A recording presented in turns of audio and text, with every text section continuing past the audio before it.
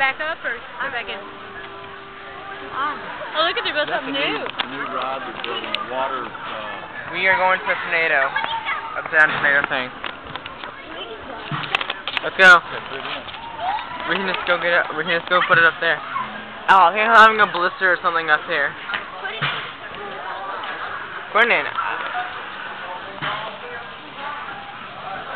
You must be. Brennan, measure it. Yep, you're good, Brennan. I'm riding with B. First, sorry, Brennan. Close the zipper up. You go like upside down like 2 times, 3 times, so it's gonna be fun. Just put it in so we can close it up. Brennan, I'll do it up here. God.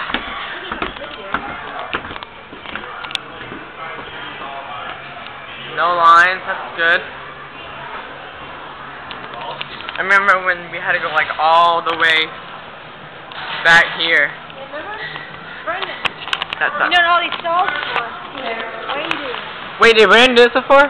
No. No, he never told us. He almost did it. Actually, we waited in line. And we're letting Mom do it. He's too small. He and I gotta get off. Tension. You guys remember that? Yes. No smoking, please. We're almost there. No hats allowed on rides. Okay,